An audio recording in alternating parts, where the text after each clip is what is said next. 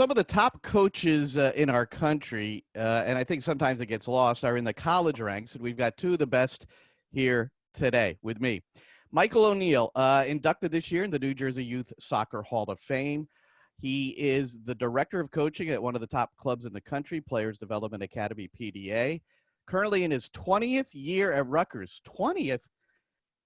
First as an associate head coach working with me, and then the last 6 years he's been the head man of the women's program, a Final Four appearance in 2015. A lot of other things to his credit, including a movie. You can see him in Soccer Town, USA, the story of his hometown, Kearney. Jim McElderry, he was honored this year at the prestigious New York City Soccer Gala before accepting the head coaching position at Rutgers in 2019. Jim built Fordham University into a nationally respected program, leading to a quarterfinal appearance in the NCAA tournament, knocking off number 6 Duke along the way in the year 2017. And he is from Ramsey, New Jersey. So Jim and Michael, welcome. It's great to speak to you. And for those who can see, I am representing with my my Rutgers gear, as I know you guys are as well. I guess, Jim, first question to you. Has there ever been a movie about your hometown of Ramsey?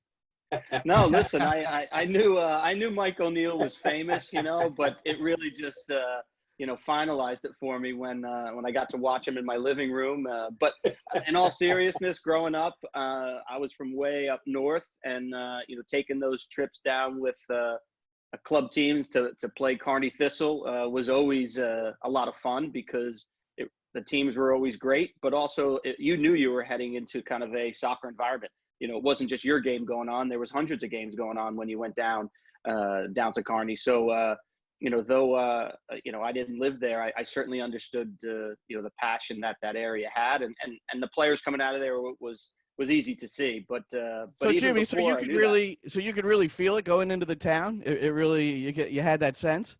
Honestly, when we were, growing up, I mean, in North Jersey, soccer, I think, was maybe a little bit behind some of those areas. So when you went down into those areas, it was a lot of fun because, you'd finish a game and my parents would take me and we'd go to a restaurant locally. And, it really was a soccer culture. And really, that's part of the reason I think, it was so successful in that area. It's not just that, there's good players, but it's just that culture of guys playing all the time. And some of the stuff that Mike was talking about in that film of just playing pickup games, stuff that's been lost now a little bit in our day and age. But that really does make, I think, a huge difference in development for players. Yeah. And Michael, your passion for the game, when I met you, I personally hadn't met anybody as passionate, and obviously your upbringing, helped that along. Yeah, developed my love for soccer in Kearney. It was the #1 sport. I didn't have a friend that didn't play it. Jimmy was talking about the pickup. I played soccer 3 times a day before I went to practice. I've met some of my best friends. They're still my best friends today. Learned the sense of community, what friendship was all about, a hard day's work, and really the importance of winning. Because when you would go to the courts or Emerson or Washington School, if you got beat, you had to wait a good 30 minutes to get back on. So, you understood the value of winning because, I was one of the younger players. So if you were the one that, were the reason that they got sent off, then, you were told about it. And, but it was also a community that kept you humble. They looked after each other. But I look at today, it's, I still play a lot of pickup, with my teams, still offer a lot of pickup, and it's fantastic to see the players get out there and express themselves with no coaching and understand the value of winning. I remember going into a place called Grand Slam Sport a couple of years back, and it was a night that we probably had about 25 kids in there, and you play 5-a-side. And I remember the next day speaking to a player and asking the player, like, hey, there was a lot of talent in there last night. It just so happened to be that we had about maybe 8, 9, 10 youth national players that everybody decided to come in. And the comment that she made to me was that there was too many players. And I said, you know why there was too many players? And she's like, why? And I'm like, because you got beat.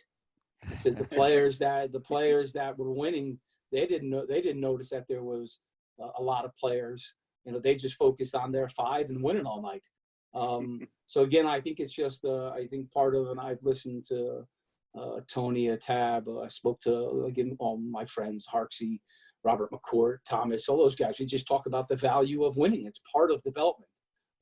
So for me, growing up in Kearney, I was very, very fortunate. So I think it's pretty interesting. And Dave Clark, Michael, I'm not sure if you do, Jim from Quinnipiac, yep. And just spoke to him recently. And part of what we've got to figure out now is when we do get on the field, and if we do it only in small numbers, what kinds of exercises are we doing? What do we do with them? And Michael Dave said, let's just let them play. Let them get back together and just play, and really don't intervene at all. If you want to kick it around with them, maybe, yeah, but that's about it. Yeah, I think that I think that Clarkie's 100% correct. There's things that are happening now when we're not allowed to be together, from your technical to watching the game, which is massive. I think and I know that you all agree, is we need more players to watch the game and to truly understand and see the game through their own eyes instead of our eyes. Our responsibility is just to sprinkle, and help build the base that they have. So the opportunity for them to come out and be technically better and tactically more aware, be fitter, is important, so that when we get out onto the field, that there can be more opportunity for them just to play, because they're not going to want a lot of instruction. Yeah, they're just going to want to get out there and play, and because they're the players that we're all dealing with are A-type personality players that just love the game. They just want to play. So I think that will be the challenge, and how we when we can come back to play, and how we are the guidelines that are set for us. And it's going to be a very exciting time to get back on the field. But I agree with Clarkie.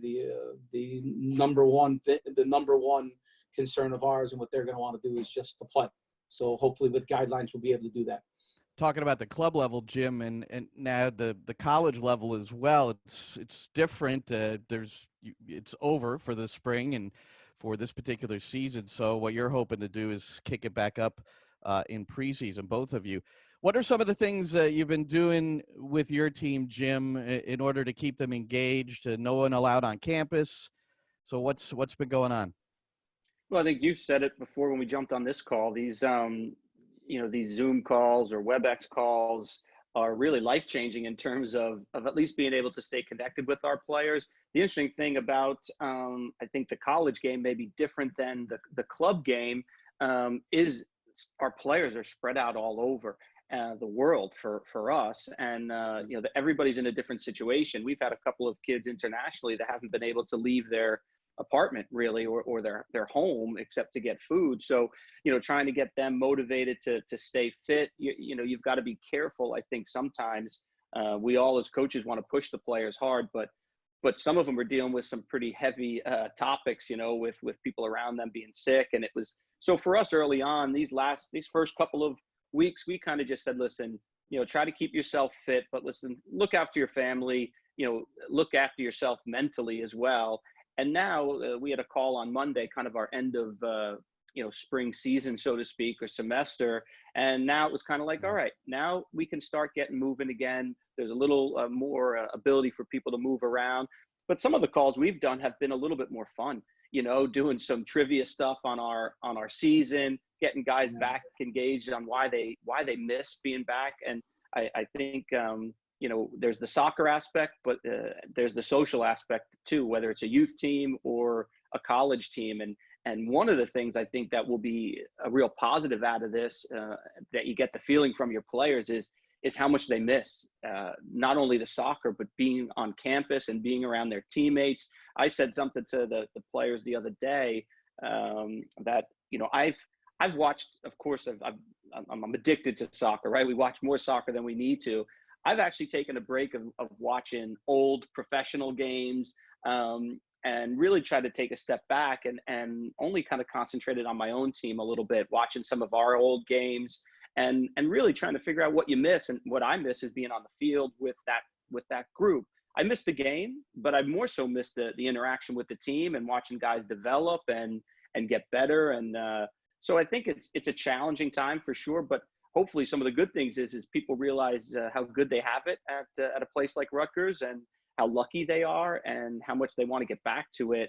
I think sometimes you lose that as a young person. You kind of take things for granted a little bit. So I think it's exciting for them to maybe say, man, I can't wait to get back. And I don't want to be where I am right now. This isn't it. I want to be back there. And so that's, I think, a positive out of it. But it is a difficult time, and everybody's in different situations. But it's been fun to connect with them and kind of see how they're all doing.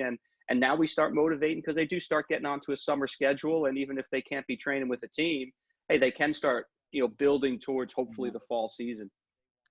Michael, before you go on this, Jim, I'm curious that your international kids, what countries are they from? Are they from some of the countries that were really hard hit? Yeah, so we've got on the team, we have one from Israel, one from Spain, and one from France. So Israel has been a little bit, their restrictions have kind of been lifted over the last week or two. Spain just only recently, and France only just recently. But I think Spain was the toughest. Pablo Avila, one of our best players, if not our best talented wide player, and a great kid. It's been hard for him because he literally couldn't leave his apartment with his family, and it was walking the dog and getting food. That was it. And so we were joking around about his fitness and things. Just the other day, he actually sent us something, said, listen, I went for a 30-minute run for the first time in 6 weeks because he could actually go off out of his kind of complex and get out. So and we have a couple of international kids coming into the fall, and so doing some calls with them as well, trying to check to make sure they're doing well. Yeah. Michael, one thing Jim said, and I've talked to a few coaches that have gone back and watched a lot of their games from the previous season, maybe just or any games within the framework of the Rutgers team for you. Where have you gone as a coaching staff to try to figure things out for the next step? Yeah, I mean, look, if there's a game on television, we want to watch it. There was this past Saturday, there was Rutgers played against Wisconsin, and had a chance to watch that. And you're always looking for the things that you feel your team has great tendencies, and and then the areas that you want to make sure that you get better at going into the following year. And so I think the opportunity to reflect during these times and watching your team play, and and have a clear understanding of areas that you need to improve are very important. Love watching the game. Probably love it more than Jimmy does, and that's probably the reason why the Kearney teams always beat the Ramsey teams. But I just can't get enough of it. I mean, the education of the coaching education that is taking place right now amongst myself and my staff is important. We have to take advantage of these times because every year changes, every team changes, so you have to change with it. You have to raise the bar. You got to be more prepared. So it gives us this time to make sure that we can have the best preparation that we can provide for our team in the fall. I also think some of that preparation, Glenn, comes from our team. Everything that Jimmy was talking about and things he's doing with the men's program right now. And I will say we're really happy to have Jimmy at Rutgers University do a great job. But we're asking our players to watch some of the top teams play and then trying to compare it to one or two games that we've played and how we can become better at our craft based on what we're watching. So we're asking them to watch games, cut some film up on Huddle, send it to us, kind of share ideas. But we want to make sure we're doing it, not spending a great deal of time on it because their number one priority is academics, and the adjustment to being home is not an easy one. But there still has to they still have to be accountable for what happens at home, and making sure that, like Jimmy said, when we have the ability to get back on the field, that they're ready. So I think everybody involved in the program are doing similar things. Yeah, and this Zoom thing, we talked about this a little bit before we started recording the interview, but let's get into that a little bit. It really has changed what we might do in the future with our not just our teams, our families. I mean, you've got family all over the place, Michael. Now Yeah. I'm sure you're getting on Zooms now and just chatting with them that way. Yeah. That's what you'll do in the future, right? Yeah. So, I've had the opportunity my mother lives in Alabama, so she turned 80 this year. We weren't able, where everybody was planning to go there, but with everything that's gone on, we weren't able to go see her on her birthday. So we've had a Zoom call. We try to do a Zoom call every 2 weeks just to touch base and, see everybody and, enjoy the family from a distance. I'm on a Zoom call with everybody who was in the documentary. We go on every 2 weeks, and we start, the idea is to be on for an hour or so. And, 3 hours later, we're still talking and laughing and telling stories. So it really has allowed us to communicate and interact better from a distance. And again, it's like what we spoke about earlier. It was always there. You just kind of, this time has brought out a better way for us to communicate and see people. So whether that's family, whether that's friends, or whether that's, coaching staff or players, it's added a different way to communicate and a better way to communicate. Yeah, the one thing, you're my boss at PDA. I've got a club team there. Say that again, Glenn. Yeah. Say that again, Glenn. Record it. I was your boss for 14 years, so I'm But yeah, it's recorded. Don't worry. No, but the one thing I'm sure I said this to you is, like, on a Tuesday night, it's pouring rain, lightning. We've got a training session. We can't get an indoor facility on that particular night. So in the past, we would just say, okay, and I might tell the players, go do wall ball for an hour, or whatever it might be. But what we're going to do now, we're hopping on a Zoom call. We're going to look at film. Right. I mean, it's really, if there is a positive side to everything that's happened in this tragic, unfortunate situation, it's the fact that I think we're going to become better communicators. What do you think, Jim?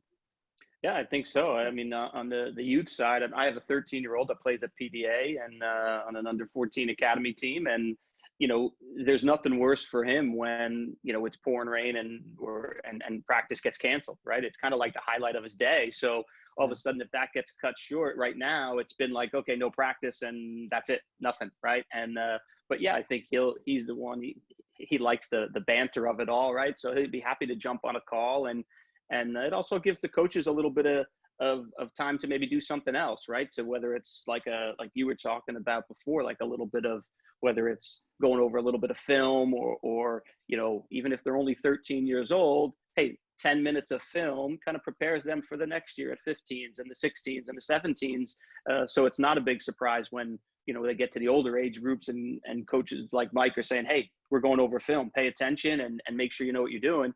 So it's learning. So I think that's a real positive. And I think it's not only very good, but it's here to stay, as we talked about. And we talk about with recruiting. I mean, I don't want to jump ahead, but it's like, you talk about recruiting, it's here to stay as well. We're going to be doing these things with recruits. And, I did a call the other day with a 21 that we're recruiting. And it was so nice because kids today struggle on the phone, just one-on-one on the phone. They don't like to talk on the phone, guys anyway.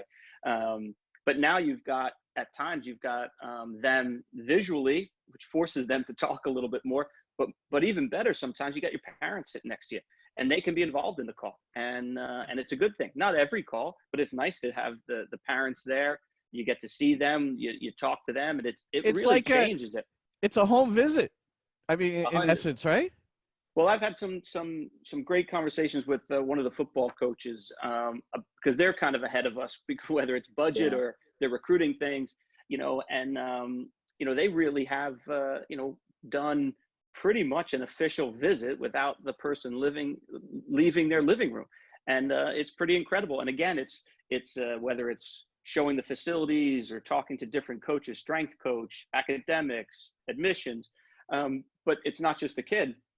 The parents can be sitting and watching it as well. And it's really pretty incredible, I think. And it's one of the things we were talking about with video. One of the things my staff has been doing is trying to cut up some of our video so that recruits can see how we play. We can, we all know coaches that say they play beautiful soccer, and then you go watch the game and they're just bashing it down the field. Now we can say, listen, this is how we want to play, and here's 50 examples of it on video right here. Take a look at it. And cut up by your players, Mike, right? So just really, yeah, it could be. If there is a game change, I mean, Zoom is the game changer, it seems. Am I overstating that, Mike? No, Glenn, I would agree.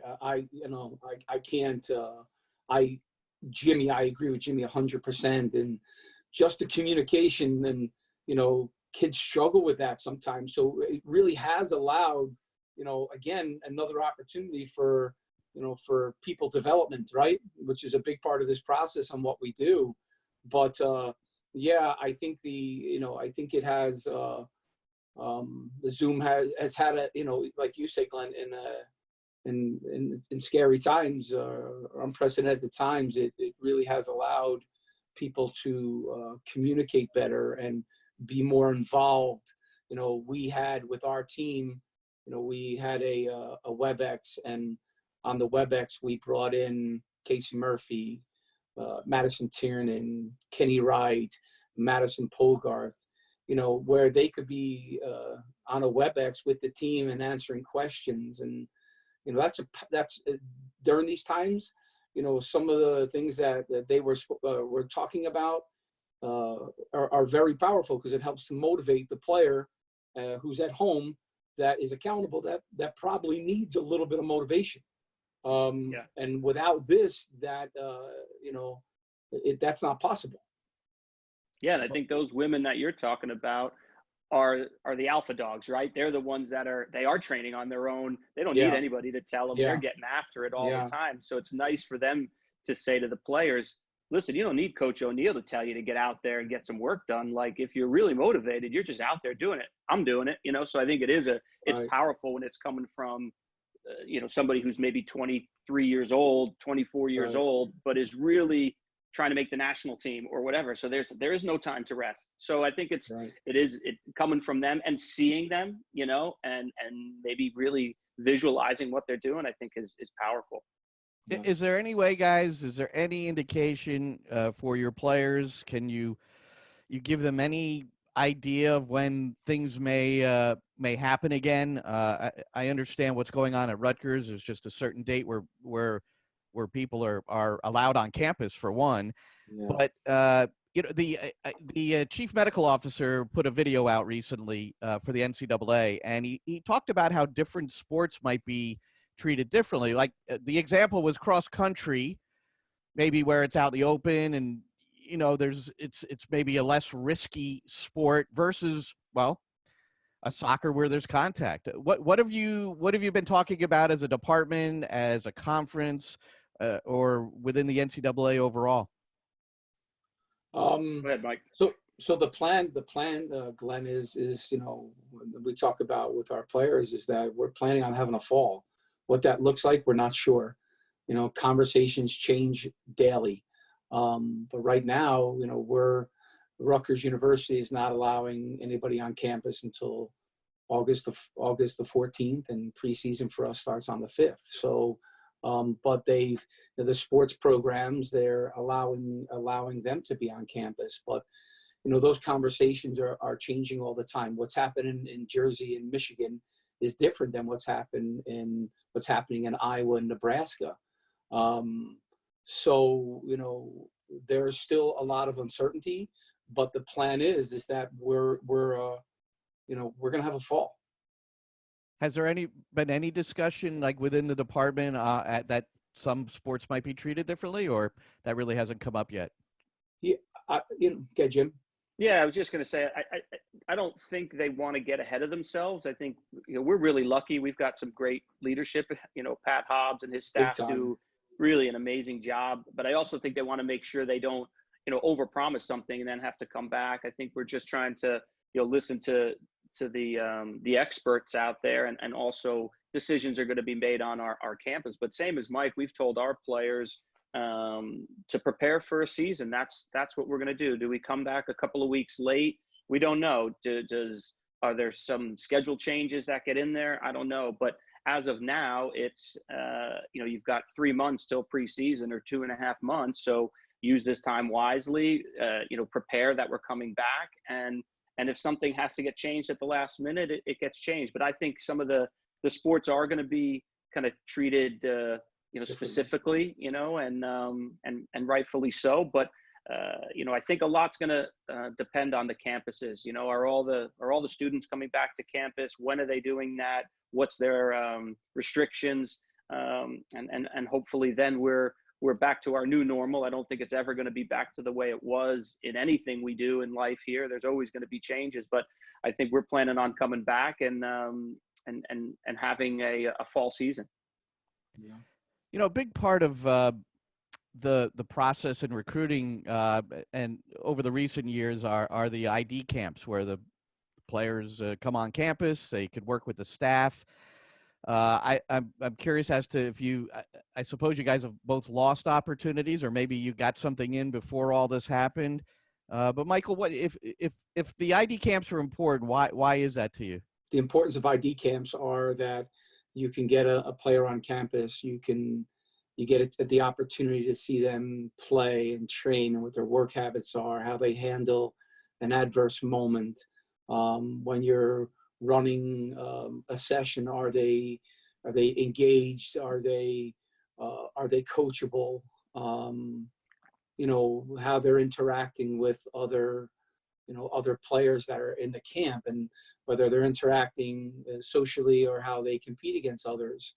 But I also think they're important because it gives the player the opportunity to be on campus, spend time with the staff, see what type of people they are. And I think there's two types of coaches: ego and personality. I think if you're an ego coach, it's everything that the player is going to do for you. And if you're a personality coach, it's everything that you're going to be able to do for the player, and the player is the priority. So you get a chance to interact with the coach, and do you like their style? Do you like the things that they're talking about? Do you like the way that they're treating other people? So I'm a fan of the ID camp. So I think it's important for the recruiting process. I think it allows you to get exposure. So it's not a lot of these camps you go to, there's not only the school you're going to or where the camp is taking place, there's other college coaches that are in from different schools. So Right. It gives you the opportunity to get exposure and get familiar with some things that are going on at the school, so you can start to develop an idea of what you like and what you're interested in and where you want to go.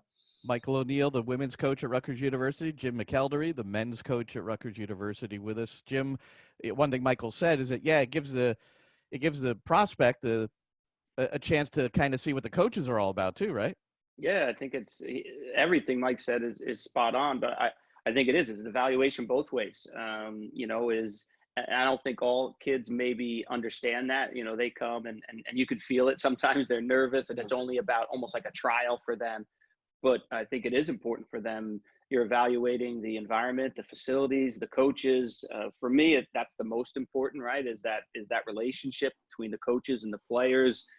Do you feel it's a good potential fit? But the other word that Mike used is just opportunity. I mean, we countless times get emails from people that are from maybe some areas, or they play multiple sports, and we don't get a chance to see them. So it's just an opportunity for them to get in front of us. And sometimes it might be, we had an email just the other day from a kid from Florida. He plays a couple of sports. He plays on a small club team because he can't commit to the top club team time-wise.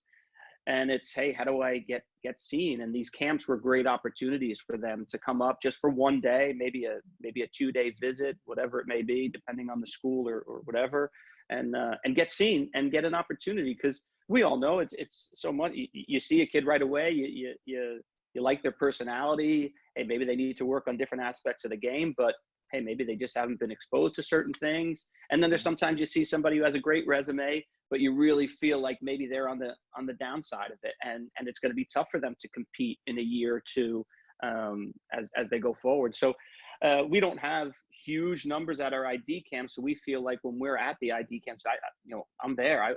And I know I've been at Mike's ID camps. You were there. We're talking to these players. You're really kind of in close with them. So I think that's really important for the players. You mentioned multi-sports, and that brings to mind high school and high school soccer. And there's been a lot of discussion about high school ever since the emergence of the Development Academy, but now especially with the demise of the DA and the clubs going different ways right now. Are we going to talk about Kearney High School again? I mean, I just don't know if I have the energy again to go Kearney again. No, we're going to watch the movie. It must have been really hard for Jimmy getting in the car, coming into Kearney and recognizing and knowing that he was going home with a loss, I hate to say it, most of the time, ride down there, that was probably true most of the time, I will say. Yeah. Well, we'll keep it at present day, but the importance of high school soccer, I mean, it's widely debated. And, personally, I've always thought, well, if a family decides against it, whenever it was, if it was 25 years ago, then that's their choice.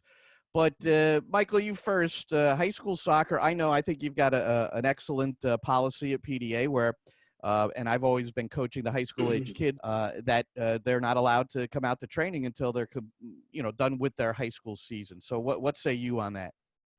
Yeah, I'm a fan of high school sports. I am. I think there's a sense of community. I find that our players, when they're on their high school teams, they're in a leadership role. I think that that builds confidence. So I'm a massive fan of high school sport. I think when you're playing club, the idea of when your club time is done, that you have a good career, you'll have memories. But I think when your high school season is done, your high school career is done, your community will never forget you. I really feel adamant about that. I think the social part of being with your friends is important. You're right, Glenn. We have a policy at PDA is that once the high school season starts, you're not allowed to come back until it's over. We stress the importance of our players focusing on one thing. That's their high school experience. So if we have a Sunday, they happen to have a Sunday free, and now their club team is having a Sunday practice. Well, we look at it in a way that they should be a day of rest, or that's a day that they can be with their buddies and enjoy the total experience. So some kids, when they're done with high school, come back in October, and then there's the ones that don't come back to the very end because they played in or just won a high school championship, and we support that. But I think what you said too, Glenn, is that if that's the desire of the player, we support that. If it's a player that is not interested in playing high school, then we'll provide some type of platform for them as well. But I tell you what, in my 20 years, I've never had a high school coach that would not work with a club player. That's right. That communication is important. That's on the girls' side. Jim, is the boys' side, is that a different animal at all, or what? How do you feel, and how do most of your recruits and players over the years feel about high school?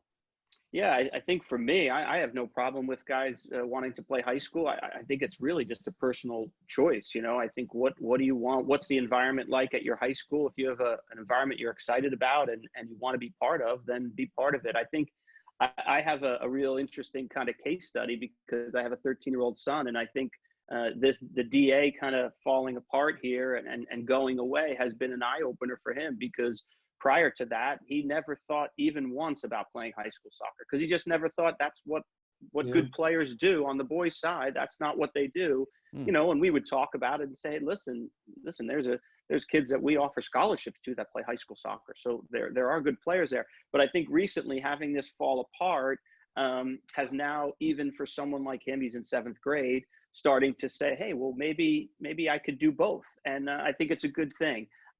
It's all about, what the environment is. Unfortunately, there's some maybe high school programs that kids really don't feel is worthwhile. So then does your club provide an opportunity for them to just train? Hey, that's great. Play up a year, whatever, challenges them a little bit, or get groups together to kind of keep their development going. But if you play on a high school that you want to be part of, whether it's a private school where it's a really kind of tight environment, they really they really want you to play because they need you to play, for the team to be competitive, or you're at a high school where it's important in the town and you want to be part of that, or let's just not forget about having some fun. I think that's something that gets lost sometimes. Like, Still sport. Is it fun? Do you look forward to going to training or playing in the games? And, I ask my son all the time, what do you miss about the soccer? And he's like, winning, like having fun, winning, and your friends scoring and you celebrating with them. Like that's what they miss. They don't miss kind of doing, Corver drills in the driveway. Like, that's not, you're developing, but what do they really miss? They miss the camaraderie and the fun and the celebration and hopefully, all that work leading towards those type of moments. So I think if you have a great opportunity, and I think there's going to be more clubs now that are going to be a lot more flexible. Hey, if you want to go play on your club team, on your high school team, go play. Come back when it's over, as Mike said, where before the DA kind of, ruled that out. I think now people will be making some decisions on their own. And if they feel it's good to do both, do both. And we'll see. I mean, there's so many question marks now with on the boys' side anyway, with MLS taking over the league. What are the rules going to be? It'll be interesting to see. I think you'll find that those MLS clubs will say, listen, these are our rules for our team. Hey, if PDA's in this same league and you want guys to go to play high school, let them go play high school. They just want good games. So I don't think they care where people play. Michael, I interrupted earlier. What were you saying? Yeah, I think when it comes to the high school environment, it's like players are at an age that they know what they need. So if they need a bit more technical, they'll find time to get that at before practice, after practice, whether that be fitness, whatever they need, and that includes rest. So the players know what they need. They know their body better than anybody. So they've got to be the ones that are involved in the process and helping to drive their development. But I think that when you guys spoke about earlier, it's based on the individual. So. Well, one more great stuff, guys. I've got one more question. I mean, you both have had magical runs in the NCAA tournament. Michael, the women getting to the Final Four a few years back, 2015, and Jim, you kind of rocked the soccer world with a mid-major like Fordham, getting to the quarterfinals in 2017. So I want to ask you both, and this is a sharing moment, because there must have been something about those teams that helped you advance to that level. So Jim, you first. What was the most important ingredient of that team?